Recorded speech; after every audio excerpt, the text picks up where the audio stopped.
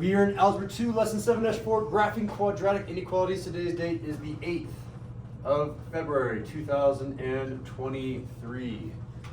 All right, by the end of this lesson, I will be able to give you a inequality that is either going to be in vertex form or in standard form, the things that we've been doing for the last 3 lessons. The only thing I'm going to be tweaking is changing the equal to sign into a not equal to sign, a greater than, less than, greater than or equal to, less than or equal to, and you should be able to graph that. So let's go ahead and review inequalities.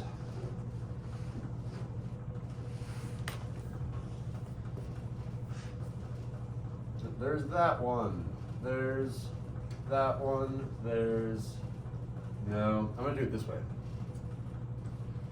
We're going to do that one, that one, that one, and that one. Let's see if we can name these things. So if you're not taking notes, you're probably going to be called on first. How do I say that one with a quiet raised hand? Who remembers how to say it out loud? Chloe? Less than or equal to? Yep, so you can write them down. I want you to know how to pronounce them in English too. This is less than or equal to. All right. Next one is the opposite of that. Alligators facing the other way. Claire? Greater than? Yep, write it down. Greater than or equal to.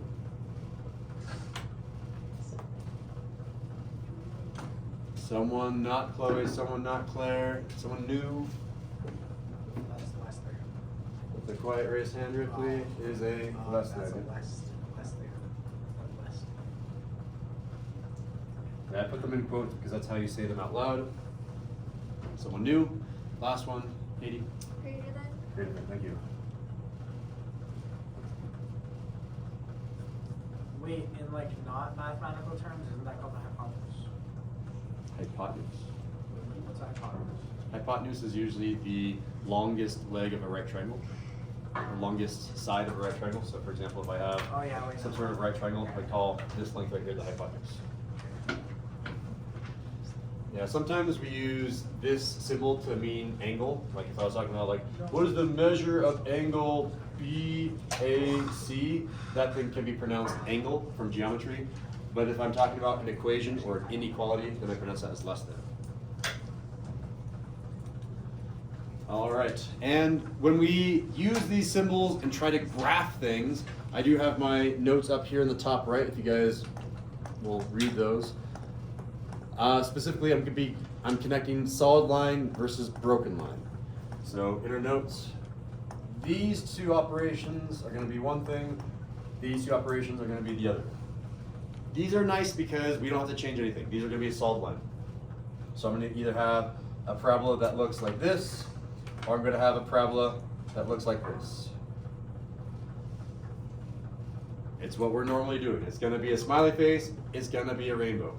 If I want to be technical, I can say this is going to be concave up, this is going to be concave down. These are going to look a little bit different. Can anyone try to describe in words what the change is going to be when I don't have an equal to sign under these? One person knows. 2 people know. I don't know if I know. But Two people think they know. Ashley, try it. Is it going to be the same thing that's a broken line? Exactly. Same thing, but a broken line. Or you can say a dashed line. I don't care either way. So I'm going to try to draw a parabola with a dashed/broken line.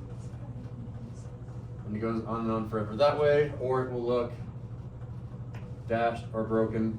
One thing that I don't want to confuse us on, this symbol does not affect if you are concave up or concave down.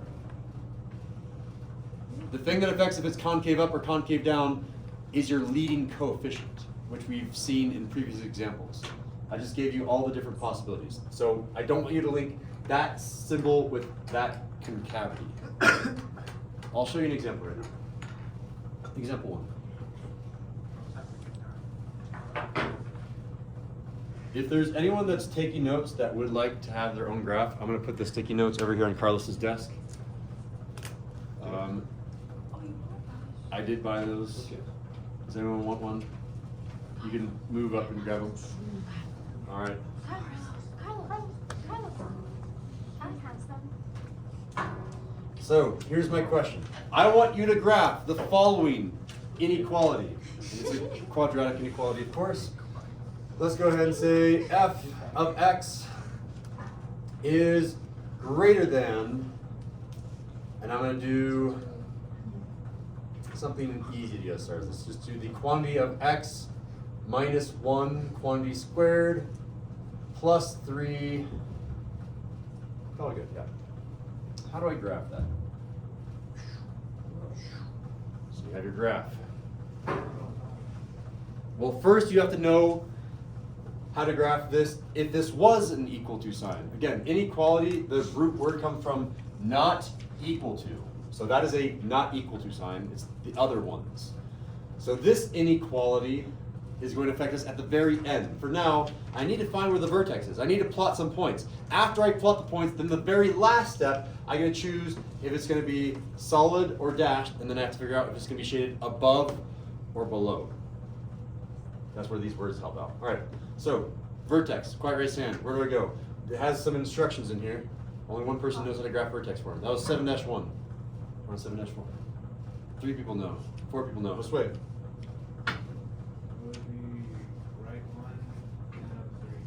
It is indeed right 1 and up 3. So I'm going to go 1 to the right. Again, I don't have that cool graph paper, so I'm just doing it freehand. Right 1, up 3. 1, 2, 3. I have a point. I have the vertex. I need I usually want 5 points on every graph. If I can only fit in 3, that's how it works. From here, what do? I have the vertex, and now I do what? One person knows. 2 people know? 3 people know?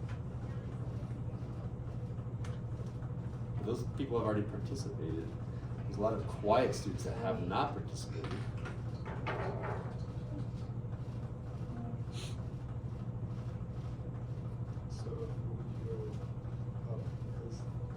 Yeah, so if I go right 1, I'm going to go up 1. So I'm going to go right 1, up 1. And if I go right 1 again, I go up 3. Yeah, you go up all the odd numbers. So I'm going to go 1, 2, 3, and I'm kind of off my graph now, but it's going to come right about there.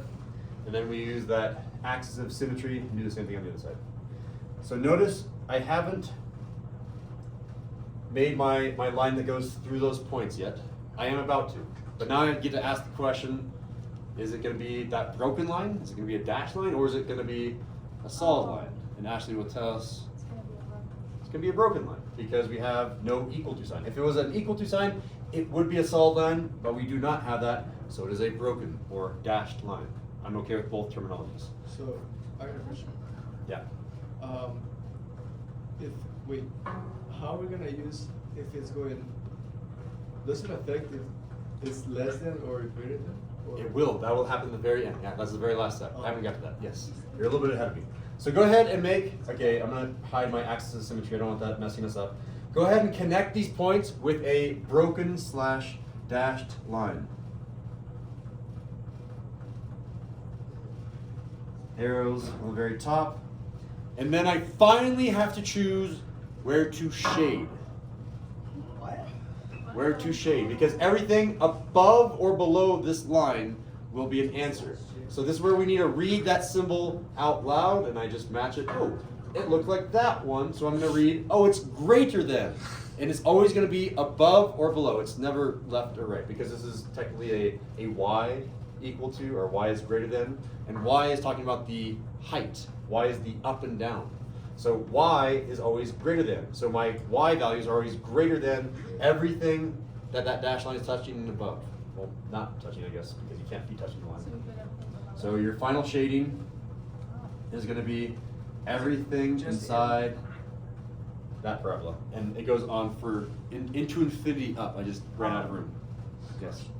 So say that the greater than was a greater than or equal to? Yes. So would you still shade it if it's a You would solid still line? shade it, yeah. You'll shade all of these questions, no matter what. Okay.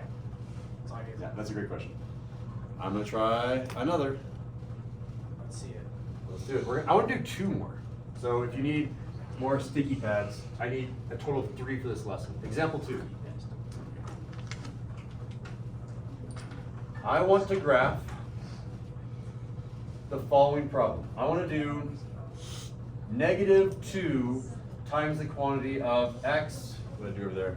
I'll do like +3, and then I'll do quantity squared plus 1. Where's my? Well, I don't even have an inequality, Mr. Sindel. Sorry, I need to move that graph a little bit to the left. My bad, my bad.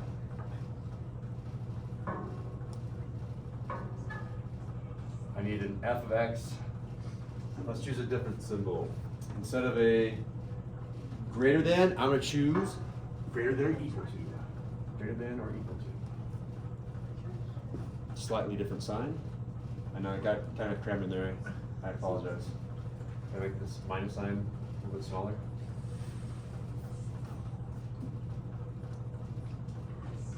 All right. It's already in vertex form, which means it's already ready to go.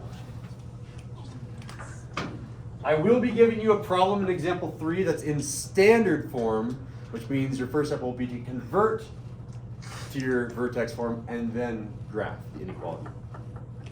Wait, is that going to be our homework? No. Is the thing that we're learning about right now going to be No, practiced and assessed? Yes. No, like the lesson before. Like, are we gonna have to? Oh yeah, that comes back over and over again. Right? Yeah, completing the square is useful in every class. In geometry, you use it to graph circles. In Algebra 2, you use it to graph parabolas and pre-calculus. Technically, we should be graphing ellipses, but I kind of skipped that unit. But yes, they should be coming back over and over again. So, this gives us instructions. Who hasn't talked yet? You, Brady. What does this tell us? What does that +3 tell us? Go left 3. Good. Left 3. What about that +1? Very nice. Up 1. So I'm going to follow Braden's instructions. He told me from the origin, go left 1, 2, 3, and then go up 1. Braden has found our vertex. But we have to be careful now. It's a little bit different than this problem. This problem had a coefficient of 1. This one has a coefficient out front of -2. I see a bunch of hands already raised. I think I called on both of you. Let's give it to Jose, and then we'll give Claire the next one. Jose. So I got a question. Oh, please. So for that one, since it's -2 and it's concaving down, do you have to shade the other part, like the one on top, or do you have to share the one inside the? That's a great. What do you think is going to happen? I think the up because it's negative, and then since it's not, it's greater than, so it has to. Greater than means shade up. You got it. Exactly. Yeah. Yeah. Yeah, Claire. I don't know if I'm gonna say that. I think I was just gonna answer it, but. Oh yeah. How do you answer? Like normally it would be right 1 up 1, but it's not right 1 up 1 right now. Now it's right 1. I was gonna say down 1, down 2, down 2. So down 1, down. How do you say again? Sorry, down 2, down. 10. Close. Or down 6, down 10. Because it used to be up 1, up 3, up 5, and then the 1 changes. You said down 2, so -2. The 3 changes into a 6. -6, and then yeah, exactly. I think you skipped from here to here. Forgot the And then I 6. said 6. Okay. Skipped it and I said 8. And then came back. Great. All right. So instead of going right 1, up 1, we're doing right 1, down 2. So right 1, down 2, then right 1, down 6. Right 1, down, and 1, 2, 3, 4, 5, 6. I'm right about there.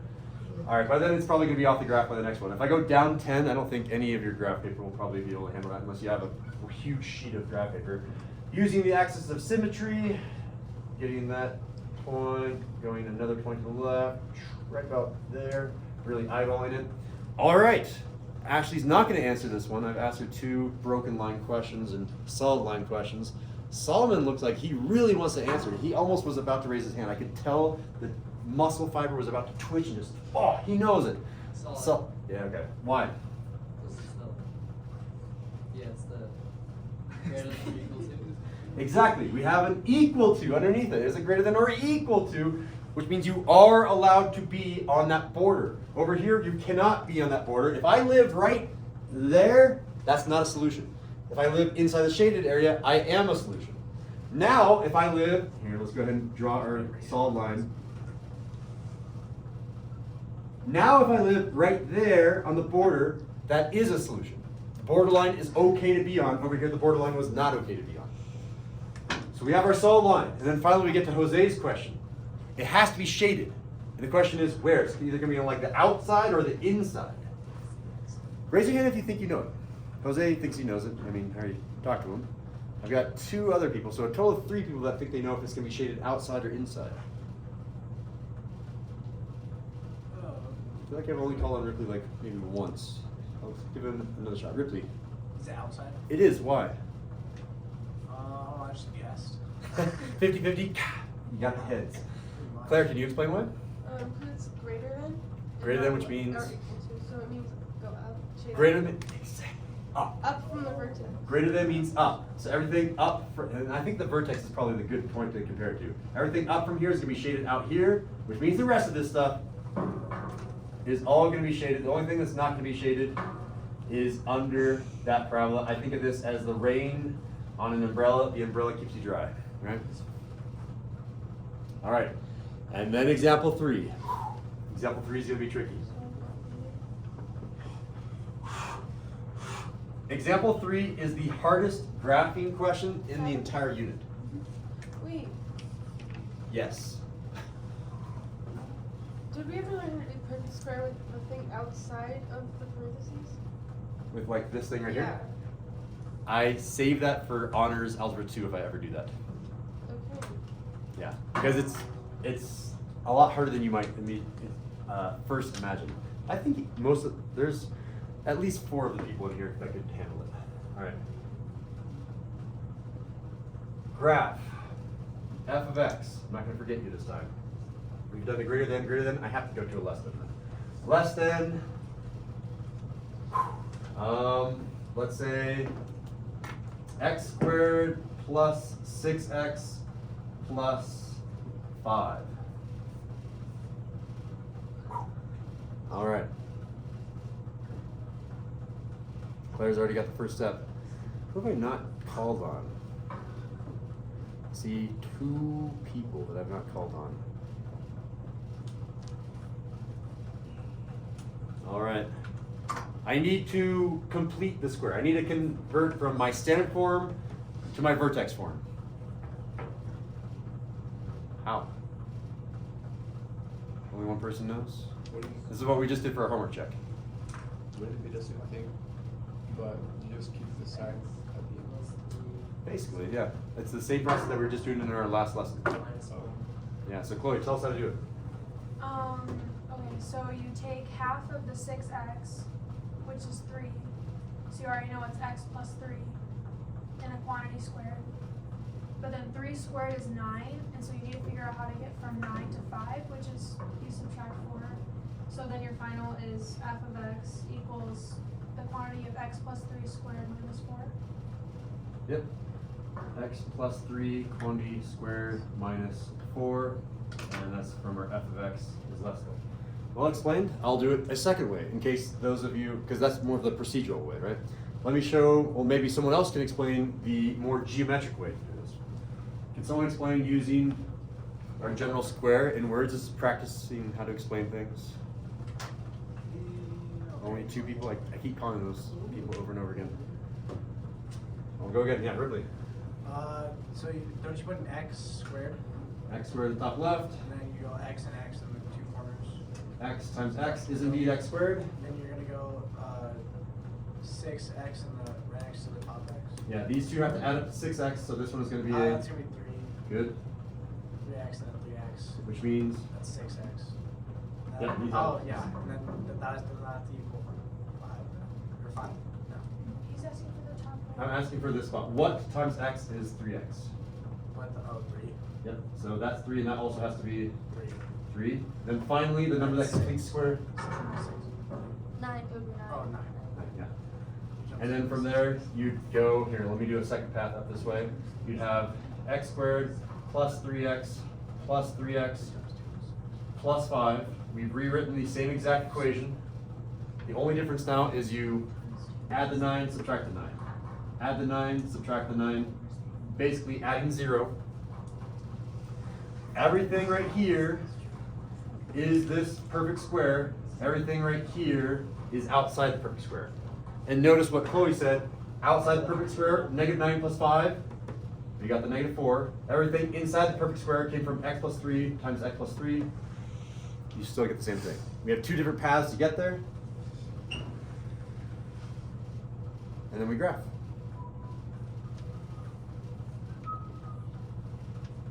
Okay. What do the instructions say? Let's give it to Carlos. Carlos, you can tell me what these two things say. 3 a la izquierda. 3 a la izquierda, ¿sí? Y 4 arriba. Y 4 arriba. Abajo. 4. Arriba. No, no, a un lado, perdón, a un lado, sí.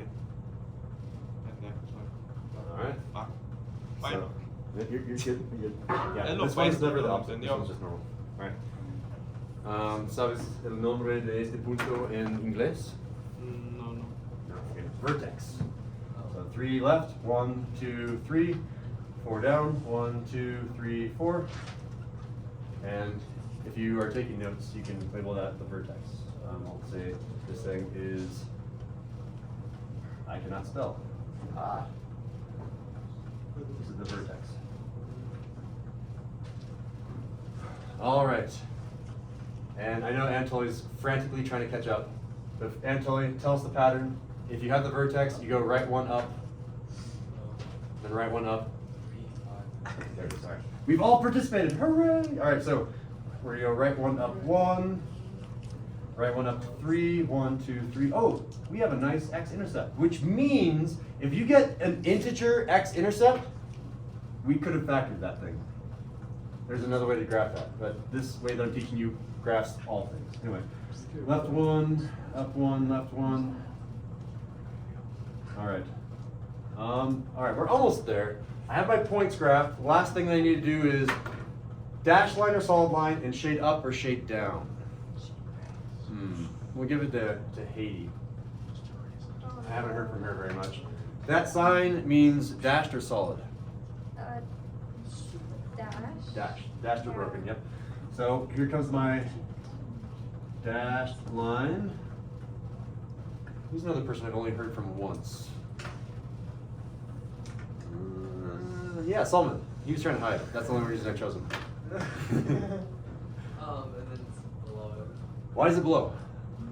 Less than.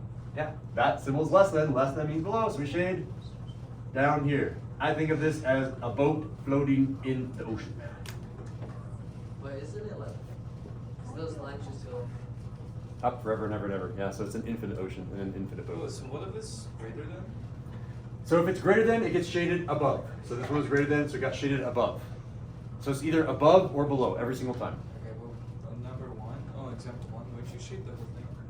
I shaded everything above the line because this was a greater than symbol. Oh, okay. Yeah. Good questions, good questions. Other questions? Otherwise, that's gonna end the notes. So again, my objective that I said out loud but didn't write down, by the end of our notes today, you will be able to not only graph quadratic inequalities, but you'll be able to do them in all 3 of the different forms. We have the normal vertex, the advanced vertex, just the standard form, and shade and have dash line all correctly. How well do you think you can do all 3 of these examples on a fist of 5? I'm seeing a 4, 4, Okay. 4, 4, 4, 4, 5? Yeah. 4, 5, 5. Was that a 5 host? Or 5? I got a lot of 5s and a 4. All right, nice.